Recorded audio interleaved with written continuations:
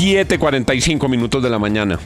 Ayer, después de la revisión detallada del video que editó Paloma Valencia, quedaron preocupaciones acerca de la forma como al interior del recinto se están comunicando entre las personas que asisten. Se cayó un papel, alguien guardó el papel en el saco.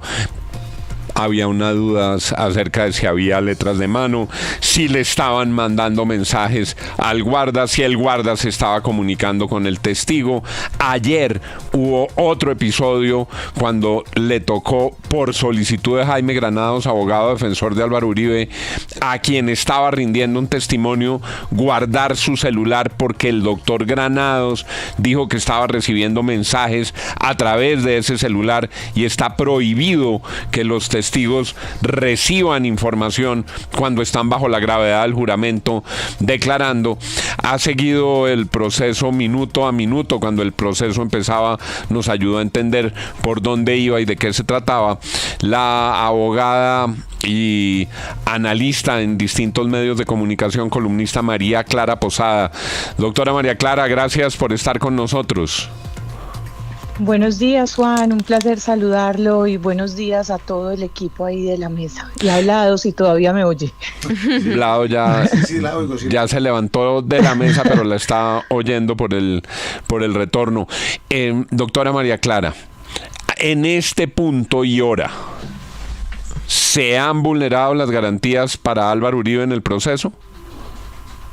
Juan, como varias veces yo creo que ya lo hemos conversado aquí, el proceso del presidente Uribe da cuenta de una violación incalculable de las garantías que tiene cualquier colombiano por el hecho de serlo, ¿cierto? Y acá esto es muy importante que todos entendamos que este proceso en particular y cualquier otro, no se trata del que está siendo ahí procesado, sino que se trata de los derechos que todos los colombianos tenemos. Entonces ahí esa es la razón por la que tenemos que poner ahí los ojos. Nosotros vemos hoy que es un caso de lawfare puro y duro, donde se está usando el sistema judicial. Explíqueme esa palabra para los oyentes. ¿Es un caso de qué puro y duro? De lawfare, laufare, me perdona ahí el acento. ¿Eso qué quiere decir? Es el uso del sistema judicial para perseguir y desacreditar a un adversario político.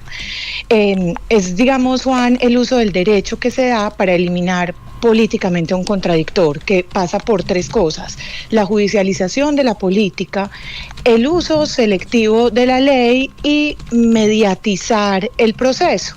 Todo eso también atravesado transversalmente por la participación de actores políticos que sacan el proceso de lo estrictamente jurídico para llevarlo a una discusión política donde no se está surtiendo todo el proceso en derecho.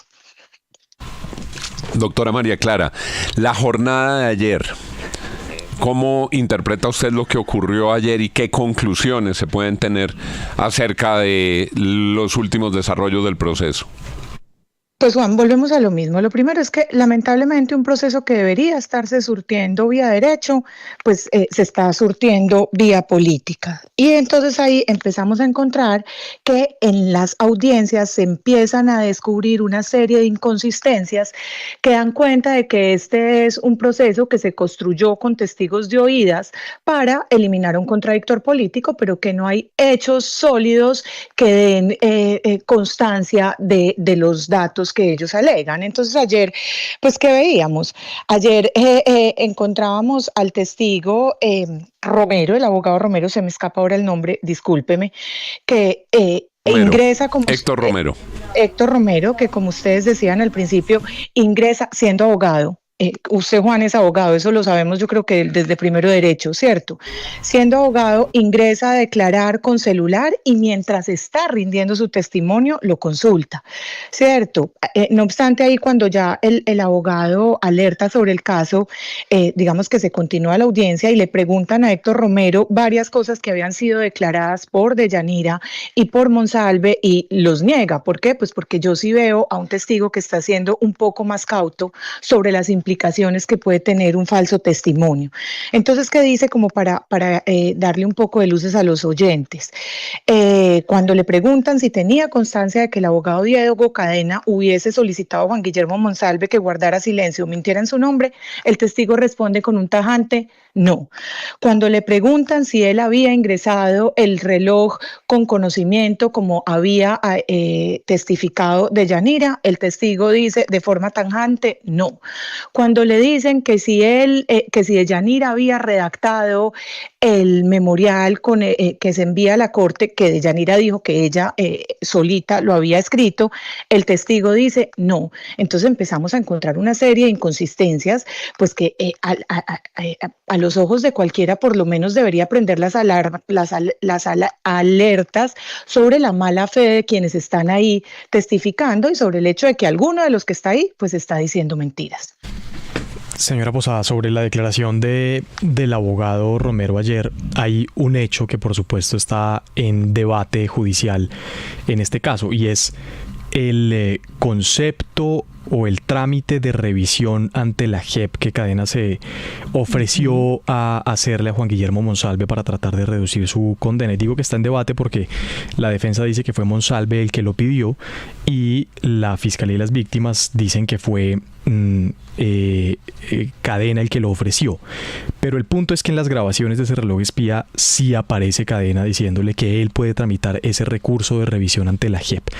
Hubo un error al delegar a Diego Cadena, que no era un abogado reputado, que no tenía reconocimiento público, que pues su récord, su trayectoria era, digamos, acercarse a narcotraficantes sobre todo, para hacer estas gestiones. Mire, yo lo que creo acá, Santiago, que es muy importante es diferenciar los tres procesos que se están desarrollando con ocasión de estos hechos, ¿cierto? Y acá lo que queda claro es que el presidente Uribe, como bien lo ha dicho y como ayer lo dejó saber también en la audiencia, no solo no hizo el ofrecimiento a la JEP, sino que no era cercano a la JEP, era un enemigo, como lo hemos sabido en la retórica de la JEP. Entonces, más allá de lo que haya hecho el abogado Cadena, acá lo que se está discutiendo es si el presidente fue el determinador de eso. Y yo creo que es importante que mantengamos esos límites para no estar confundiendo la información que se comparte en los tres casos. El presidente no solo no fue el determinador según los hechos que hasta ayer conocimos, ¿cierto? Sino que además no tenía ningún tipo de injerencia en la JEP como para poder tramitar esas ayudas.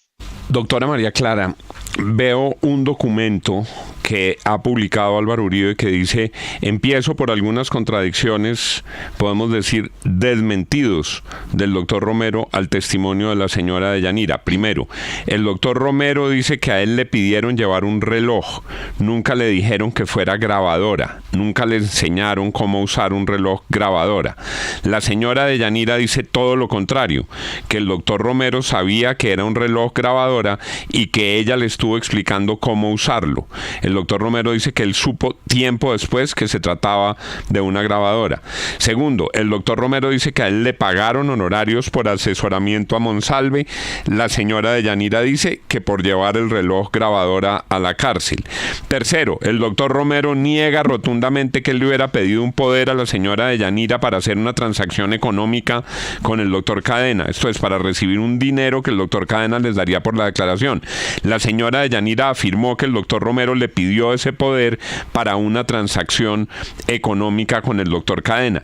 Lo que quiero decir, porque esto sigue hecho cuarto, premeditación para el montaje, hecho quinto, es muy extenso. La pregunta es, ¿el proceso está plagado de contradicciones que se han ido observando? ¿Qué efecto pueden tener esas contradicciones a la hora de tomar la decisión en el proceso? Pues Juan, volvemos al punto en el que empezábamos. Depende. Si el proceso se tramita en derecho como es debido y como esperamos todos los colombianos, pues se debería desvirtuar la credibilidad de todos esos testigos y se debería reconocer la inocencia del presidente Álvaro Uribe Vélez. Si el proceso se sigue tratando en política, ¿cierto? Si se sigue entendiendo que este no es un proceso estrictamente judicial, sino un proceso político, pues no sabemos qué vaya a pasar porque va a tener mucho que ver con la ideología garantía y el sesgo que tiene la juez y que lo ha puesto de manifiesto en varias de las audiencias. Entonces, ahí es donde toda la atención debería estar concentrada, porque le repito, Juan, el problema que está enfrentando hoy el país es que cuando se violan las garantías y cuando la justicia empieza a ser selectiva, el Estado de Derecho se desmorona. Porque en el momento, hoy es el presidente Uribe, pero mañana es usted, Juan, y pasa mañana es Santiago, que diga algo que no le gusta al poder de turno y utilicen el aparato judicial como un aparato de persecución a enemigos políticos. Para terminar, doctora María Clara, el expresidente Uribe en su cuenta de X, para recoger la declaración de Monsalve, hace una declaración en un video que está también en el YouTube, pero da este resumen. Declaración Monsalve: sus instructores lo entrenaron mal para mentir. Testigo principal, usado para ponerme preso, y dijo más de 30 veces que no recordaba. Juan, ahí hay algo que es clave, que también lo hemos visto a lo largo de estas audiencias, y es que los testigos directos siempre niegan los hechos que fundamentan el caso, y el caso se sigue sosteniendo en testigos de oídas, testigos que dicen: a mí me contaron, yo supe por una tercera persona, alguien que estaba ahí me relató, y esos testigos tienen menor relevancia, pero son hoy los que siguen manteniendo vivos los hechos de la acusación. Entonces también es otra razón para que nos volteemos a mirar cuál está siendo el proceder de la juez, que no debería tener ningún otro interés que administrar justicia. Ahí, Juan, déjeme, yo le transmito una apreciación personal. La juez ha sido muy reiterativa en decir que ella tiene una carrera contra la prescripción y que ella no va a dejar que este caso prescriba. La carrera de la juez no debe ser contra la prescripción, debe ser por la justicia y por hacer que el derecho sea el que opere. Entonces, aquí es importante que sepamos que no todo vale en el proceso judicial y que la juez, que es la encargada de impartir la justicia, se tiene que someter, ella sí, en estricto al derecho, porque no hay peor delincuente que el que condena a un inocente, Juan. 7:58, no hay peor delincuente que el que condena a un inocente. María Clara Posada, muchas gracias por haber estado con nosotros en esta mañana.